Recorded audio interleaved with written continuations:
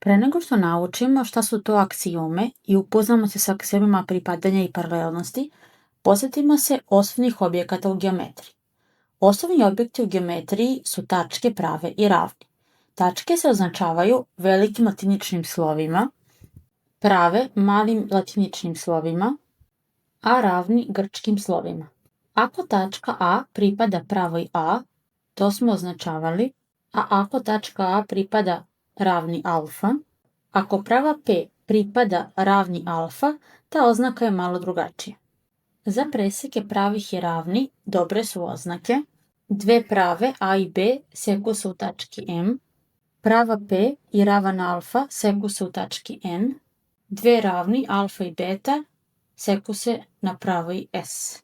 Dok je pogrešno pisati, dakle moramo imati vitičaste zagrade.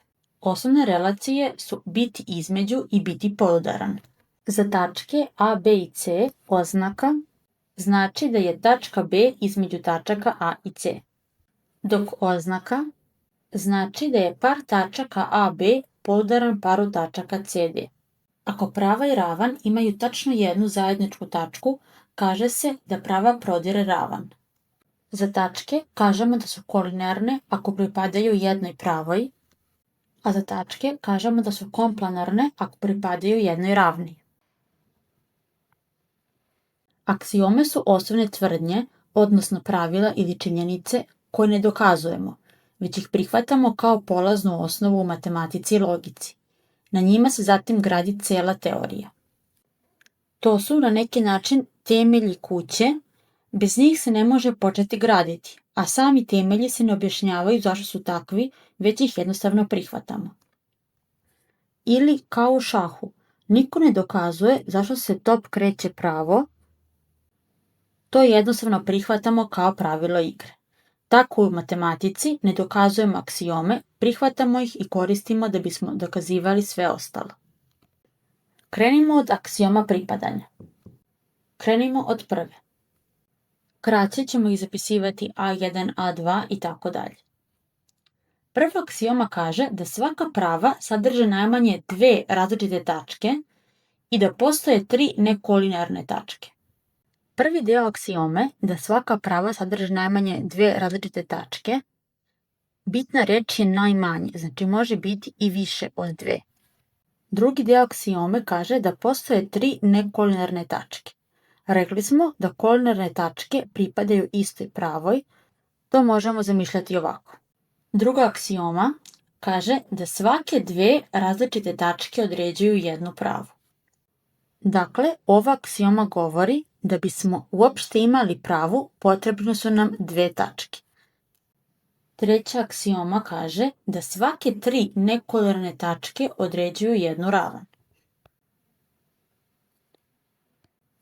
To bi značilo da ako imamo tri nekolinearne tačke, dobili smo ravan. Četvrta aksioma, svaka ravan sadrži najmanje tri nekolinearne tačke i drugi deo, postoje četiri nekomplanarne tačke. Prvi deo aksiome da svaka ravan sadrži najmanje tri nekolinearne tačke, opet je bitna reč najmanje, znači ravan može sadržati i više od tri nekolinearne tačke, ali najmanje tri. Rekli smo da komplanarne tačke znači da pripadaju istoj ravni, u ovom slučaju to bi izgledalo ovako. Peta aksioma kaže da svaka prava koja se nekom ravni ima zajedničke dve različite tačke pripada toj ravni. Svaka prava koja se nekom ravni ima dve različite tačke pripada toj ravni. Aksioma 6 kaže ako dve različite ravni imaju jednu zajedničku tačku, onda one imaju tačno jednu zajedničku pravu. Dakle, ako dve različite ravni imaju jednu zajedničku tačku, onda one imaju tačno jednu zajedničku pravu. Za prave P i Q ili ravni alfa i beta kažemo da su paralelne i pišemo oznaku.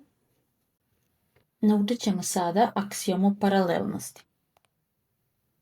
Aksioma kaže da za svaku pravu A i svaku tačku A postoji tačno jedna prava koja sadrži tačku A i paralelna je pravoj A.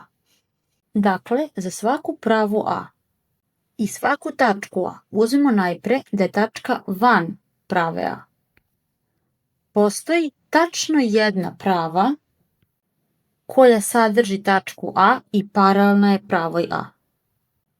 Ako uzmemo slučaj da tačka A pripada pravoj A, onda postoji tačno jedna prava koja sadrži tačku A i paralelna je pravoj A, a to je baš prava koja se poklapa sa pravom A, odnosno sama prava. U odnosu na aksiome koje se ne moraju dokazivati, teoreme su tvrđenja koje se moraju dokazivati. Postoji jedna teorema o paralelnosti prave i ravni koju ćemo sada zapisati. Prava A je paralelna ravni alfa ako i samo ako u ravni alfa postoji prava paralelna pravoj A. Deo ako i samo ako možemo kraće zapisati AKKO. Šta ovo znači? Prava A je paralelna ravni alfa ako i samo ako u ravni alfa postoji prava paralelna pravoj A. Na primjer, neka prava B. Sve ove aksiome koristit ćemo u zadacima kako bismo ih dokazivali koristeći jednu po jednu aksiom.